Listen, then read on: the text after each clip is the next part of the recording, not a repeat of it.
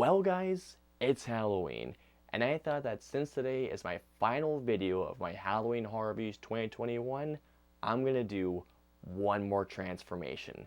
So here we go. And here we go.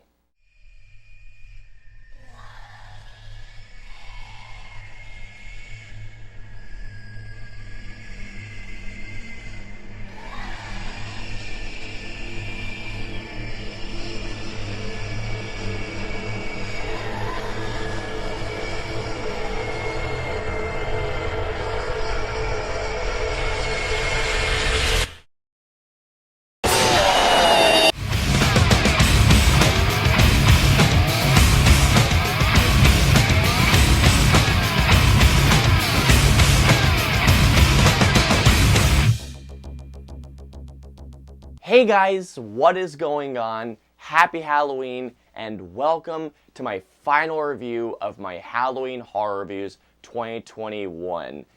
Man, I cannot believe it's Halloween. It's the end of the month. It feels like that just yesterday I was doing my review of Resident Evil, even though I filmed that a while ago, and now we're at the end of October. I've mentioned this multiple times. I am sorry if I have annoyed you all with this. I am really hoping that you all have been enjoying these reviews so far. I have been having such a great time talking horror films this month, even though I've said that multiple times throughout this month, talking about films whether I like them or dislike them. But obviously, today is Halloween. Now obviously, if you couldn't tell, since today is Halloween, I wanted to dress up because for today's review, well, if you haven't seen the title of the video, I want to talk about a movie that is very special to me. This movie had a very special impact on me when I was a little kid since I first saw it.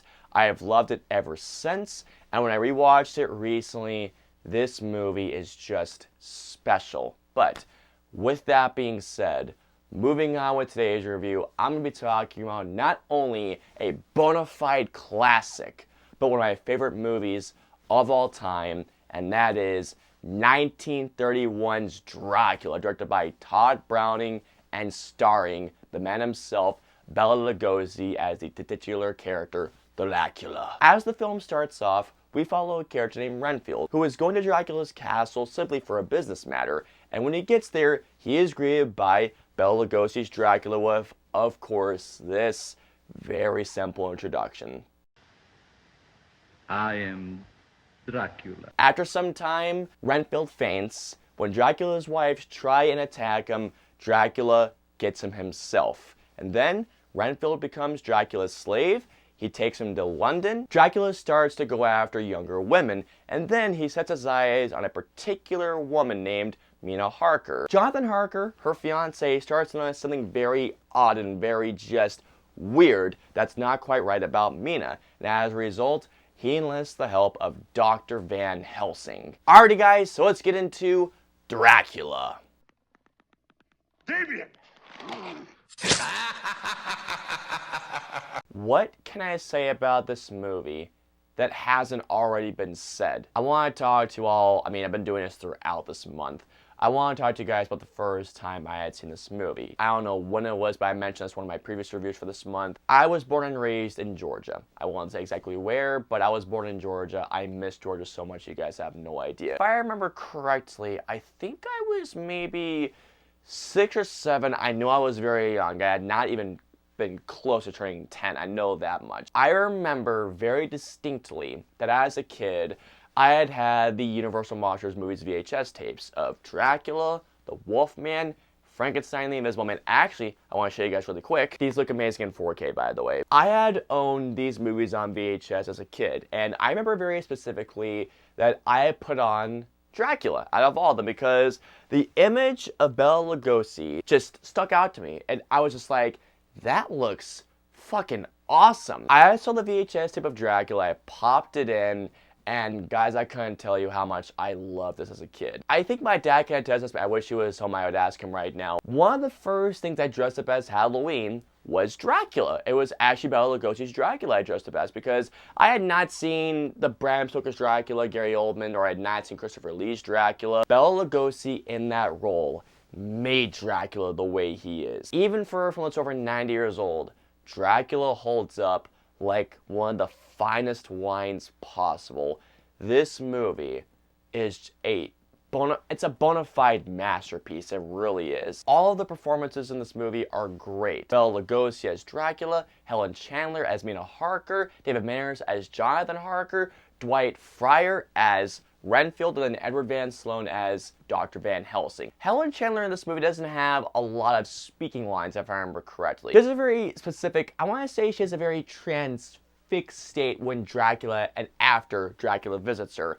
And I love the way that Helen Chandler plays her character. David Manners does a great job of playing as Jonathan Harker. I love the way that Dwight Fryer plays Renfield. Renfield starts off as a guy that just wants to get his job done. He just wants Dracula to sign these documents. But I love the lunacy that Dwight Fryer plays into Renfield's character. Is absolutely brilliant. Edward Van Sloan is terrific as Dr. Van Helsing. And ever since then, not just Dracula, but I've always had a love for the Van Helsing character. That movie, not so much. You know the one I'm talking about, Hugh Jackman. Not great, but I'll have to rewatch again sometime soon. Maybe for next year. Who knows? Dracula himself, played by Bela Lugosi. I mean, what can I say about Bela Lugosi that hasn't already been said? Bela Lugosi is Dracula. Obviously, there have been other actors that have given their own interpretation of the character, like Christopher Lee, Gary Oldman, and then Luke Evans. Many people say that Christopher Lee is their favorite Dracula. I love Gary Oldman. I love the way he portrayed Dracula in Bram Stoker's Dracula. But for me, no other actor in my eyes has come close to doing what Bela Lugosi brought to that character. Throughout my channel, throughout the years, I have mentioned actors that have a screen presence. Bela Lugosi as Dracula, this man has more than just a presence on screen. Bela Lugosi has a screen power as Dracula. Not just a presence, a power on screen. Every time he is on screen, you're transfixed, you're absorbed. He has your eyes glued to him. I love the way how he can go from playing this very polite, gentle soul, a gentleman, and then the next moment having the eyes of a killer. I mean, again, look at how polite he is in this scene. I bid you welcome. And then look at this shot right here. The way how he is able to go from looking as a very polite man and then turning on a dime. In the first act of this movie, when Bela Lugosi is on screen, he dominates that screen. But when he goes to London with Renfield, if you guys notice, Dracula doesn't have a lot of screen time in this movie. Although here's the thing about that. Even though Dracula doesn't have a lot of screen time after that opening act, you definitely feel his presence. He has a very ominous presence throughout the entire film because Bela Lugosi is just that freaking good as Dracula. When I think of Dracula, I think of Bela Lugosi. I bring up Bela Lugosi for this one particular reason. Halloween time, people dress up. Whether you dress up as Harry Potter or whatever is currently popular now with Squid Game, which I haven't seen. I know, don't kill me yet. Or even Jack Nicholson from The Shining. Whatever the heck you guys dress up as, like from Overwatch, video games, TV, movies, whatever. When people go costume shopping and looking for Dracula, I have always felt that when people go costume shopping, specifically if they want to dress up as Dracula, I definitely feel that when people go costume shopping, I mean, I'm going to show you this thing really quick, what I got a couple nights ago from Party City, no joke. When I look at this guy dressed up as Dracula, now obviously, just has full-length collar cape, but obviously he's dressed up as a vampire. Doesn't scream Gary Oldman or Christopher Lee.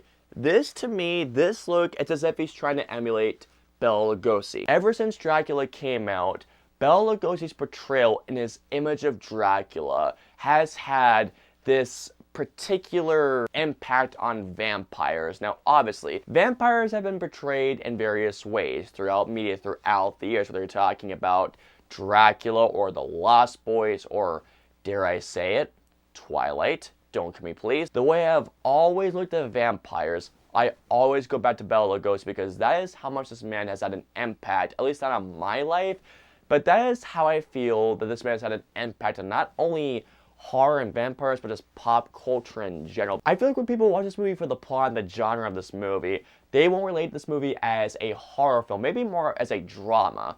To me, more than anything else, Dracula, in my eyes, This movie is not only a horror film, but more than anything else, Dracula is an atmospheric gothic drama with spooky elements and some very horror-like elements. I love how in the opening act of this movie it kind of starts off as this mystery of Renfield going to go to Dracula's castle, and all these villagers are like, no, we are not going up there, man. If you want to go there, either you're going up yourself or somebody will take you up there, but it's definitely not us. I was watching this as of recently, I looked up reviews afterwards, and I couldn't believe I was reading. A lot of people say that the film gets weaker when Dracula and Renfield go to London. I disagree on that entirely. This movie switches up from being a straight up gothic horror film in my eyes, goes to an atmospheric gothic drama. Dracula cinematography is impeccable. If you watch this movie in 4K, the contrast of this movie is absolutely amazing. Seeing the shadows of the crypt in Dracula's castle, the set design, seeing how the light reflections are. This movie looks, in 4K, this movie looks absolutely stupendous. One of my favorite shots, when Renfield goes to Dracula's castle, that big wide shot of Renfield going through Dracula's castle, trying to find Dracula. The atmosphere, the shadows, the fog of the back of the Harker's place. I love the way how Todd Browning, a cinematographer, utilized light and shadow in this movie, especially in the close-ups of Bellagosi, which still looks amazing to this day. There are only 2 musical scores in this movie, the opening credits and the ending credits.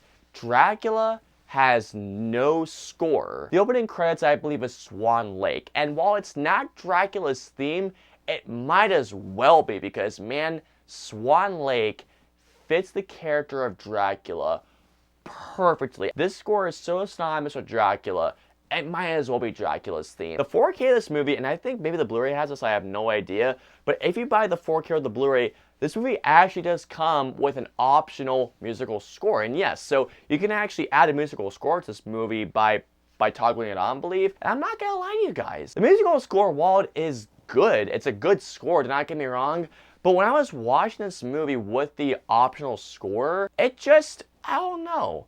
I prefer this movie without a score, I really do. It adds to the atmospheric, old-timey feel of this movie. Swan Lake sets the tone for the entire movie. And honestly, you don't need a score. I think that Swan Lake does the movie enough. I think it really does. The runtime of this movie, guys, isn't as long as you may think. Dracula is, honest to God, just over an hour and 10 minutes. This movie flies right by, and by the time this movie ended, I just went, it's over? It's engaging, it absorbs you, and it keeps your eyes glued to that screen, and it's never boring one time. And by the time it ended, I was actually kind of sad that it ended, because I wanted to keep going. Happy purge, you old fuck!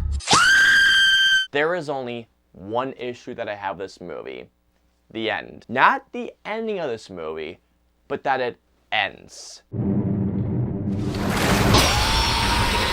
So overall, what can I say about Dracula that already hasn't been said in the previous 90 years of this film's release? What I'm about to say, I'm pretty sure is echoing what everybody has already said. Dracula, to put it simply, is a bona fide classic. It is undeniable, not only as this movie is a benchmark movie, but the impact this movie has had. Not only on film, but on pop culture. Bela Lugosi's power and his portrayal as Dracula, the undeniable gothic atmosphere, the set design, the cinematography, the incredible use of Swan Lake in the beginning. Guys, I could gush for this movie for ages.